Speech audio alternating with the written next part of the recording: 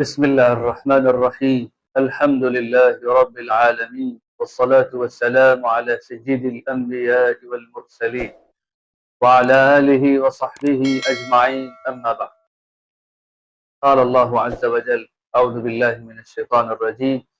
ولن ترضى عنك اليهود ولا النصارى حتى تتبع ملتهم. صدق الله العظيم.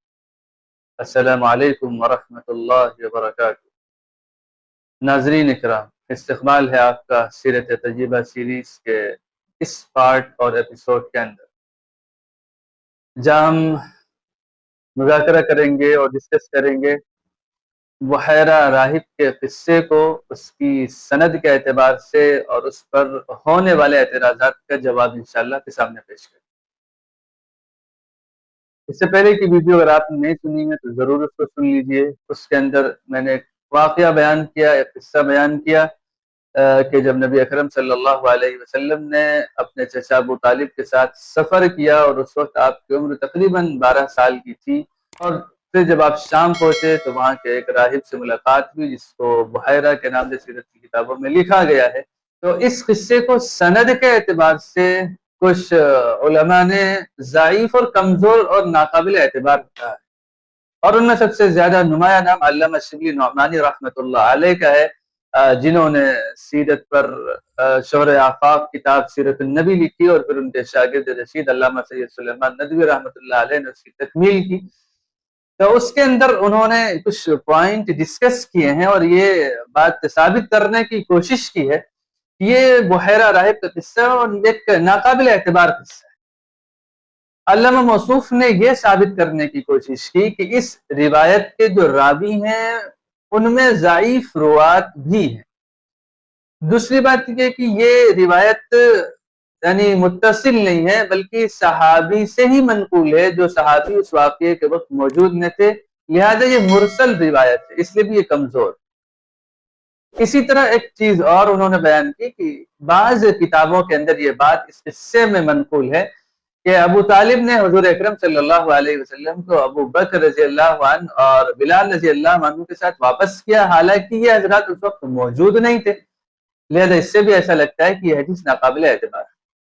لیکن عام طور پر علماء حضرات نے اس روایت کو مضبوط تسلیم کیا ہے، اسے ثابت شدہ مانا ہے، اور ان علماء کی تعداد زیادہ بھی ہے، اور پھر ان پر جو اعتراضات کیے گئے ان اعتراضات کا جواب بھی دیا.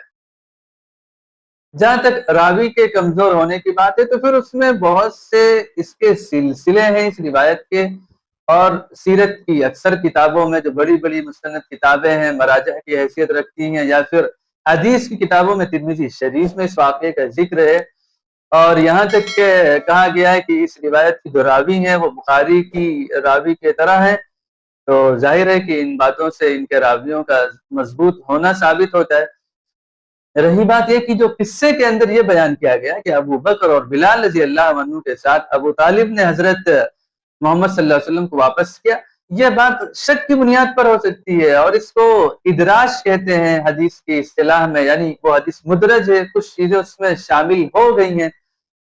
اور یہ محدثین کا ایک اصول ہے کہ جو یہ ادراج ہوتا ہے اس حصے کو الگ کر کے پھر وہ حدیث صحیح مانی جاتی ہے، اس سے حدیث کا ضعیف ہو جانا ضروری نہیں ہوتا. یہ باتیں علماء نے جواب میں لکھی ہیں. اور رہی بات یہ کہ قصہ صحابی سے منقول ہے جو اس وقت موجود نہیں تھے، تو یہ بات ہمیں خوب یاد رہنی چاہیے کہ جو صحابی کی مرسل روایتیں ہوتی ہیں وہ باقاعدہ صحیح روایات کے درجے میں آتی ہیں، اور ظاہر ہے کہ صحابی جو کچھ حضور اکرم صلی اللہ علیہ وسلم سے بیان کرتے ہیں تو محدثین کا اصول یہی ہے کہ انہوں نے حضور اکرم صلی اللہ علیہ وسلم سے کسی نہ کسی موقع پر وہ چیز سنی ہوگی اور اس کو بیان کیا، لہذا جو مرسل صحابی ہے وہ مستند روایت مانی جاتی